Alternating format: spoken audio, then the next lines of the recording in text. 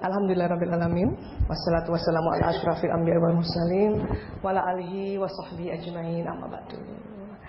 Ibu-ibu, Bu Vera, alhamdulillah saya deg-degan ya. Rupanya sudah 1 tahun ya. Waduh.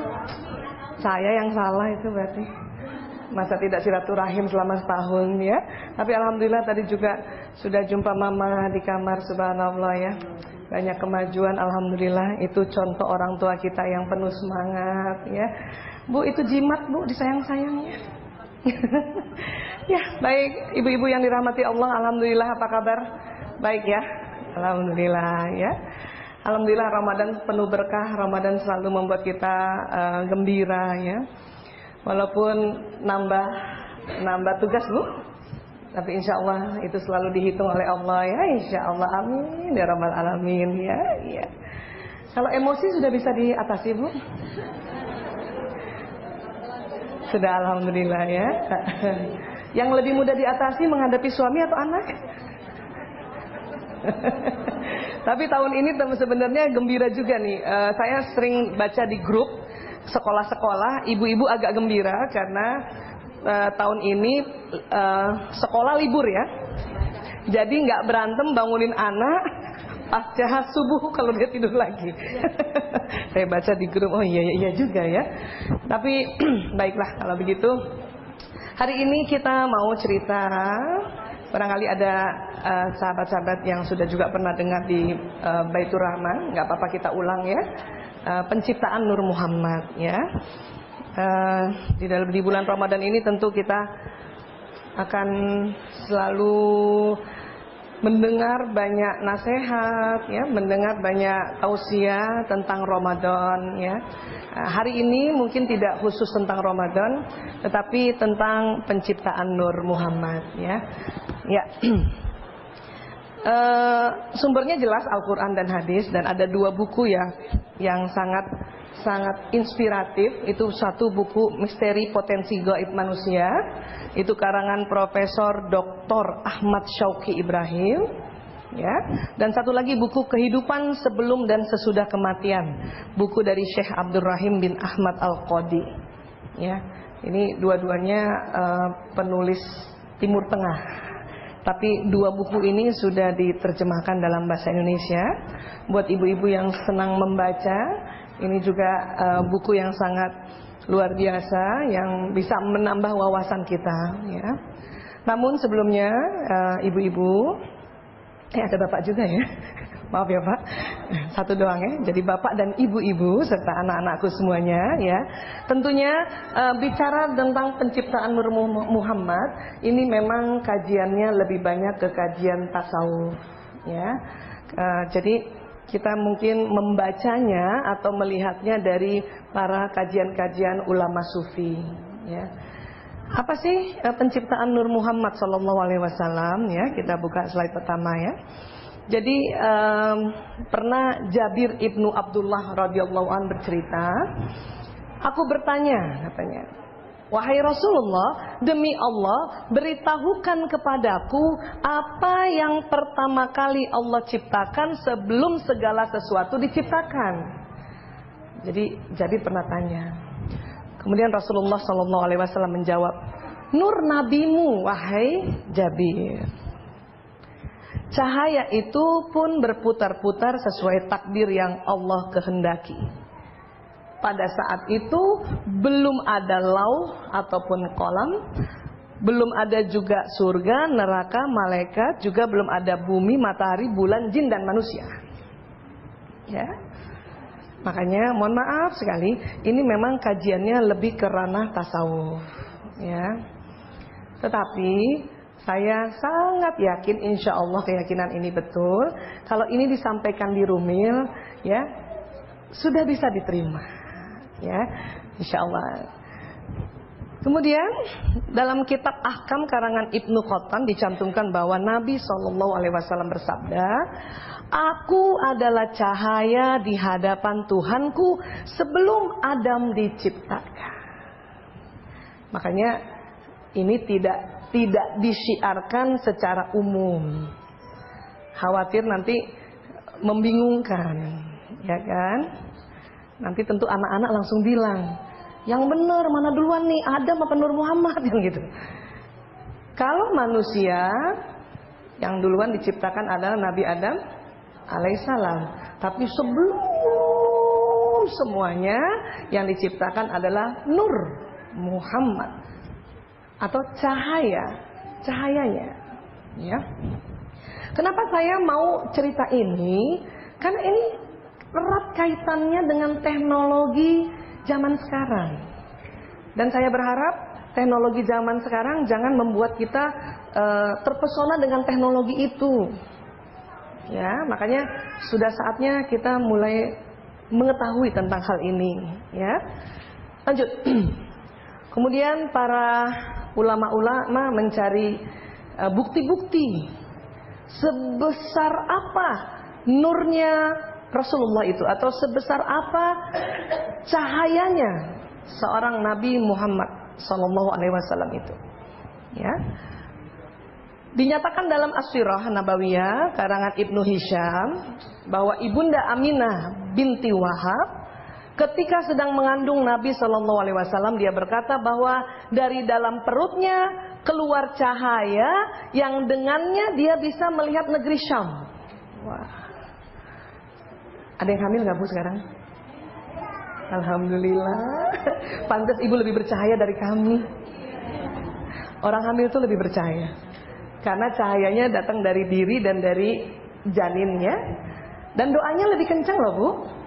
Doakan kami ya Bu. Ada yang masih mau hamil lagi? Supaya doanya kenceng, Bu Vera? Oh enggak. Ibu saum? Alhamdulillah. Bayangkan sudah hamil saum, ya.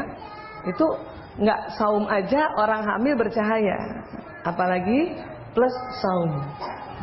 Apalagi kalau umurnya sudah mulai, ya, 40 ke atas. Wah, mantep tuh. Jadi masih boleh yang 40 tahun ke atas hamil. Itu boleh kita pegang tangannya langsung, Bu, doakan anak saya ya. Anak saya SBMPTN belum selesai. Ya, itu boleh begitu ya. Ini kisahnya malah, jadi waktu Rasulullah di dalam kandungan ibunya, dari cahaya yang janin ini Ibunda Aminah bisa melihat negeri Syam. Jauh itu negeri Syam itu. Sekarang namanya apa negeri Syam? Syria, betul. Betul. Negeri Syam dulu tuh negeri metropolitan, Bu. Mallnya udah banyak dulu tuh. Ya, karena Rasulullah dan kafilah-kafilah di Arab Saudi itu, atau khususnya Mekah Madinah, belanjanya kemana? Pulaannya kemana? Negeri Syam. Nanti mereka jualan di Mekah dan Madinah, ya. Kemudian Ibunda Aminah bercerita, aku mengandungnya tanpa mengalami kesulitan sampai aku melahirkannya. Ketika dia keluar dari rahimku, ada cahaya keluar bersamanya yang menerangi ujung timur hingga ujung barat. Ya, Rasulullah lahir langsung cahayanya tuh ujung timur sama ujung barat. Ini kata Ibunda Aminah. Ya, tentunya orang-orang selalu akan mencari lagi, ya, sanad yang diceritakan bukan dari ibunya. Karena rata-rata kita kalau ngomongin anak, bangga nggak Bu? Jelas, ya. Maka dicari lagi, betul nggak sih Muhammad itu mengeluarkan cahaya? Ya. Lanjut. Nah ini ya, ini Mekah ke Syria tuh negeri Syam tuh, jauh bener ya. Mekah sekitar sini nih Bu. Maaf, lupa ya jadi artis. Ya, wah ini bisa di sini terus jadinya. Ya baik, ya itu lihat itu Syam di sana ya, luar biasa ya. Lanjut lagi, ada poin plus ada ya? Nggak ada, nggak apa-apa lah ya.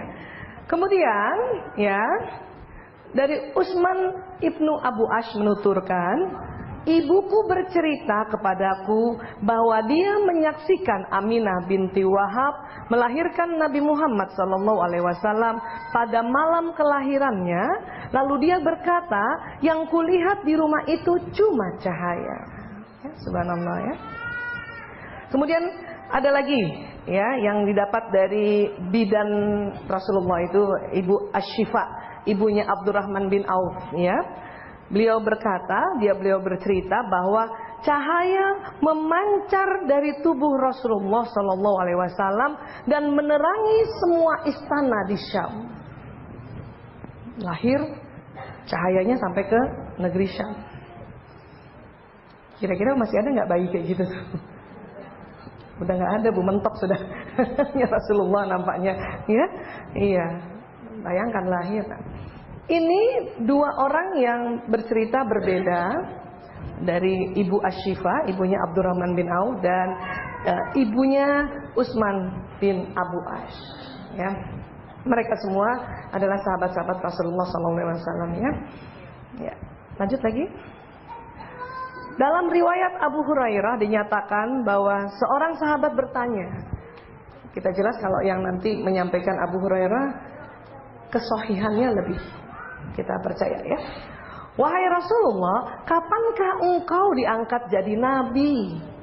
Kemudian Rasulullah menjawab, ketika Adam masih antara roh dan raga. Jadi bayangkan Rasulullah diangkat jadi nabi sebelum Adam diciptakan. Tapi di sini redaksi hadis itu bukan diangkat menjadi rasul, karena waktu diangkat menjadi rasul setelah menjadi manusia yang diturunkan di Mekah. Tapi waktu diangkat jadi nabi, rupanya sudah duluan. Ya, kapan? Ketika Adam masih antara roh dan raga. Ya. Lanjut lagi. Allah Subhanahu wa taala memberi nama nabinya Muhammad tak kala beliau masih berupa cahaya. Makanya kalau dalam kisah pada saat Ibunda Aminah sudah mau mendekati kelahiran, beliau bermimpi ya untuk memberi nama bayinya Muhammad. Bahkan kakek dari Rasulullah ya, Abdul Muthalib juga begitu. Ya kan? Muhammad artinya apa, Bu? Muhammad artinya apa? Yang terpuji. Ada yang nama anaknya Muhammad? Saya juga pakai, Bu. Pakai ya, Bu? Tapi tolong tetap panggilannya Muhammad. Jangan Mamat. Itu sudah berubah nanti namanya artinya. Muhammad yang terpuji gitu. Kalau Mamat, waduh nggak tahu deh. Ya, kita sering sekali memanggil nama indah, kemudian disingkat karena terbiasa dengan budaya itu, sehingga nanti artinya berubah. Padahal Muhammad itu nama yang sangat terpuji, ya. Kadang dipakai untuk di awalnya, ya, itu udah indah sekali. Bahkan sebetulnya bagus sekali kalau dipanggilnya yang di awal itu gitu, ya. Ya. Kemudian Allah Subhanahu wa taala memberitahukan kepada orang-orang mukmin bahwa telah datang kepada mereka nur kenabian dari Allah sebelum Al-Qur'an diturunkan, ya. Ini tersirat di surat Al-Maidah ayat 15. Memang Quran itu luar biasa ya, Bapak Ibu ya, dan adik-adik dan anak-anak ya. Bisa ditafsirkan dengan level-level tertentu.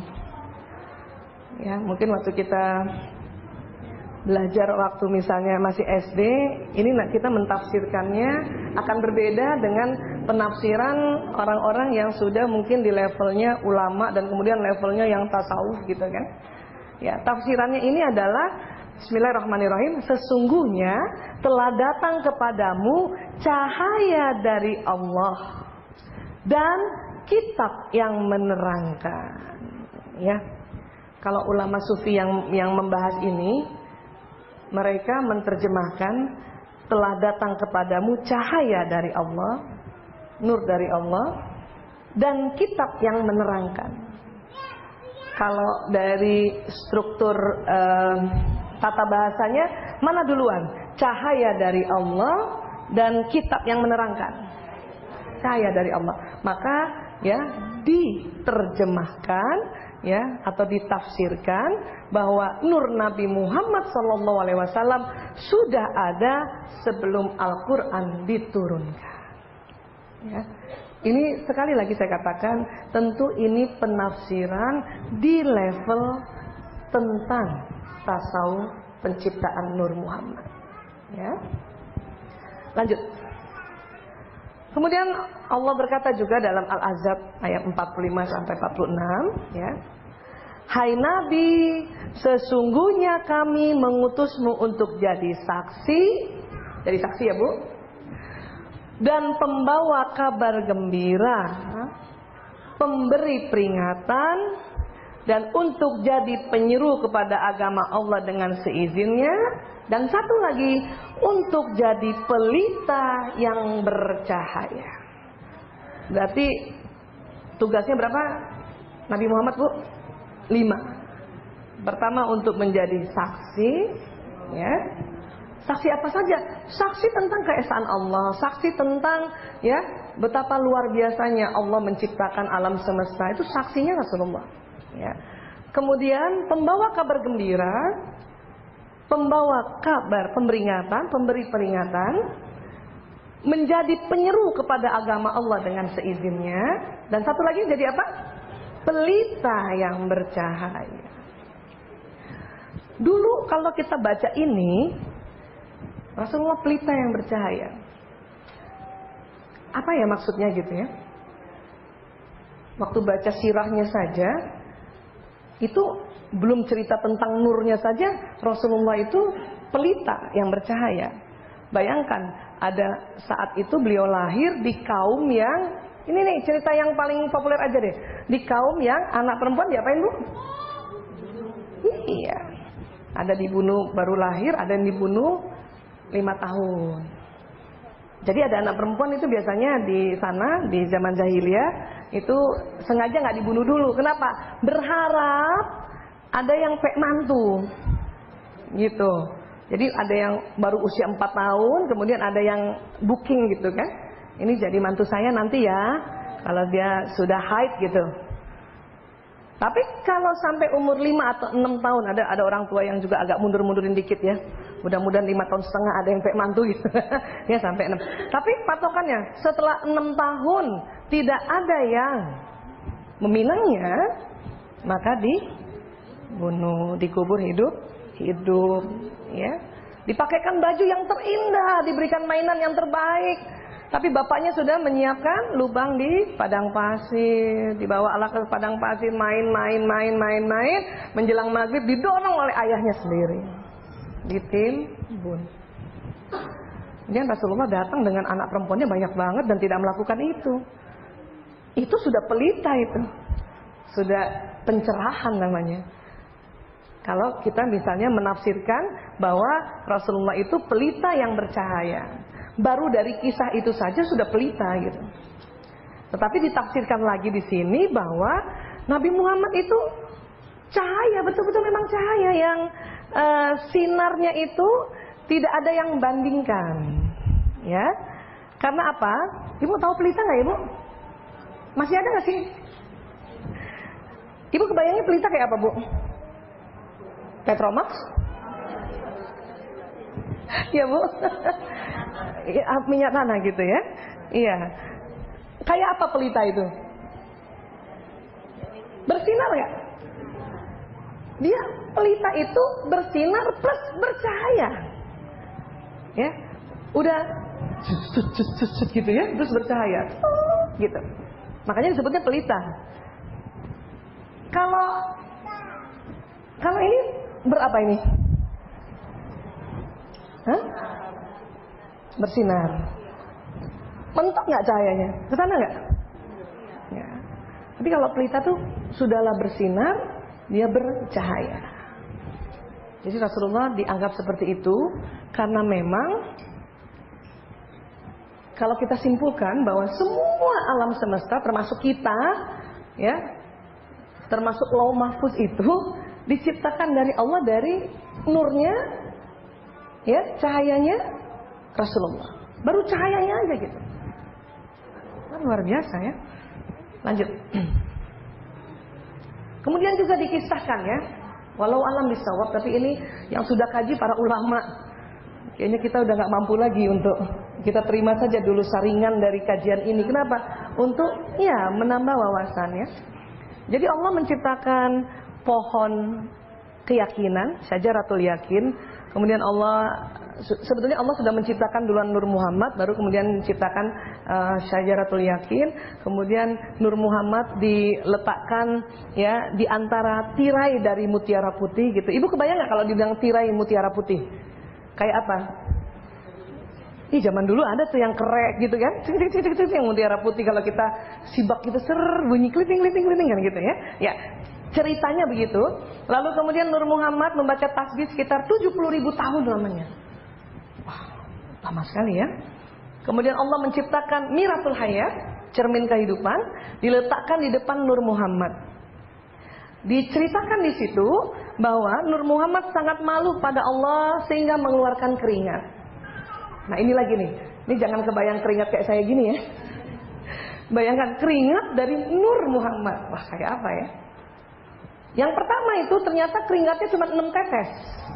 Ya. Kemudian Allah menciptakan tetesan pertama menjadi ruh Abu Bakar. Tetesan kedua Umar bin Khattab radhiyallahu anhu. Tetesan ketiga Utsman bin Affan radhiyallahu anhu. Tetesan keempat Ali bin Abu Thalib radhiyallahu anhu.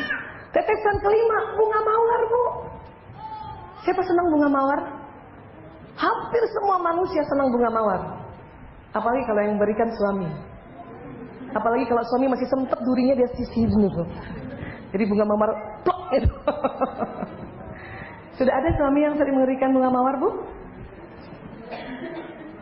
Alhamdulillah ya, Bu ya. Ibu gimana doanya tuh, Bu? Ya Allah. Tetesan ke-6 buah padi. Buah padi. Ya. Nah, ini luar biasa nih. Ini kalau dibaca hanya kayak gini pasti sering ya. Otak kiri kita karena otak analisa mengatakan, masa sih? Opo iya gitu. Ya.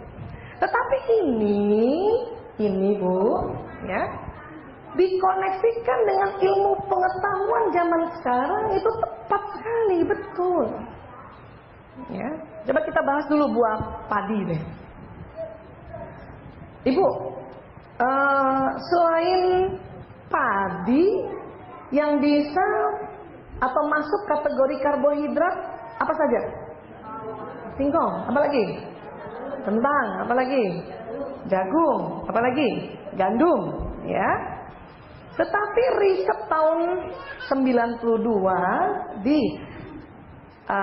Fakultas Gizi di London, dari semua karbohidrat yang paling power energinya itu padi. Ya. Nanti padi jadi apa, Bu? Beras. Jadi ada yang tanya tuh, mana yang lebih power, Bu Aisyah? Beras hitam atau beras merah? Pokoknya yang hasil dari padi itu power. Ya. Terutama apa? Terutama untuk membuat energi dan cahaya. Maka di dunia yang masyarakatnya makanan pokoknya padi, wajahnya lebih bercahaya. Betul? Siapa saja, Bu, selain orang Indonesia? Hah? Cina jelas, apa lagi? Jepang, apa lagi? India, Thailand, hampir semua Asia. Dan ingat, walaupun kita orang Asia mungil, tapi energinya luar biasa. Eropa makan gandum juga karbohidrat. Hanya dia dampaknya untuk pertumbuhan sel. Jadi orang yang rajin makan gandum itu memang ototnya ya bercahaya juga, tapi memang lebih bercahaya kalau makanan pokoknya padi. Karena ternyata padi itu diciptakan dari tetesan ke-6 Nur Muhammad. Bayangkan dari cahaya langsung ke situ, gimana nggak bercahaya? Makanya saya sekarang kalau makan nasi seneng banget. Saya nggak pernah musuhin nasi. Banyak orang memusuhin nasi. Saya mah enggak. Apalagi dalam ilmu ini. Kata suami saya, kenapa kamu nambah nasi? Supaya lebih percaya. Mas, tahu nggak? Padi itu tetesan ke-6 dari Nur Muhammad. Oh gitu ya? Iya. Bahkan orang yang sedang diabetes mellitus pun tetap harus makan nasi walaupun ditakar. Kan gitu. Siapa yang suka nasi, Bu? Kalau nggak makan nasi nggak nendang? Aduh, berita gembira ini. Insya Allah. Ya. Nah, kemudian kalau Abu Bakar As-Siddiq, Umar bin Khattab, Utsman bin Affan, Ali bin Abu Thalib, kenapa mereka ini sangat mulia kedudukannya? Ternyata nanti turunan nih kita nih sekarang nih Bu, turunannya Adam terus, mulai dari Adam tuh ya, terus ke sini. Itu nanti punya watak beda-beda. Ternyata watak kita itu tetesan dari ini. Ada watak orang yang seperti Abu Bakar.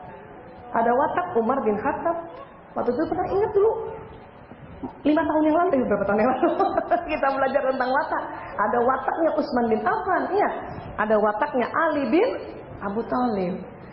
Dan ilmu neuroscience meneliti di mana itu program watak. Ada di otak tengah. Coba pegang dulu, Bu. Ada otaknya, Bu?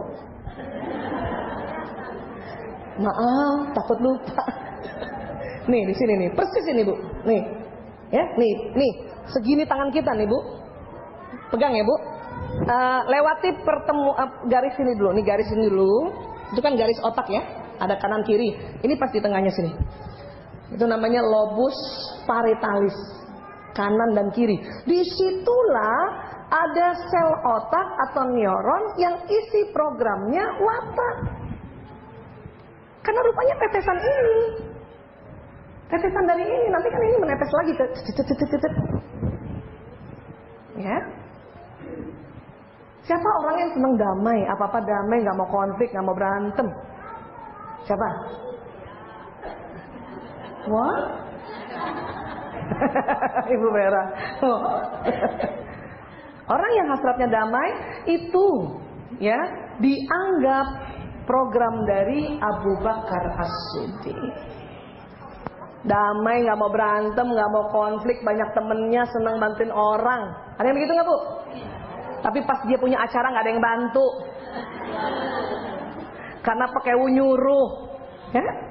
Itulah orang damai. Maka Abu Bakar itulah yang selalu menemani Rasulullah sampai kapanpun. Ya, di Gua Hira aja digigit ular aja nggak mau. Ya.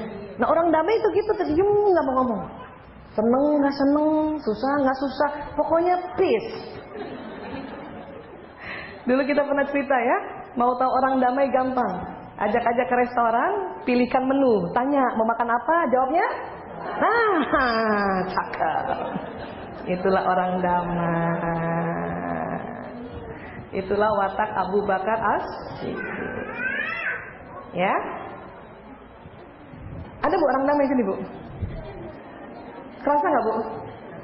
Pokoknya itu aja patokannya deh. Setiap diajak makan terserah. Kenapa? Orang damai cepat bersyukur. Dalam hatinya udah syukur ditraktir. Masa aku yang milih? Ya, itu orang damai itu. Jarang marah. Makanya cepat lobet. Nyender dikit tidur. Subhanallah damai banget gitu. Bukan malas, bukan. Damai banget. Karena di sini tuh hasratnya damai. Mungkin orang yang menamakan malas, bukan damai. Cuman terlalu ekstrim. Jadi dinamakan orang malas gitu kan. Enggak, itu damai. Maka orang damai ini tidurnya harus lebih banyak sedikit dari watak lain. Kenapa? Energinya habis untuk handle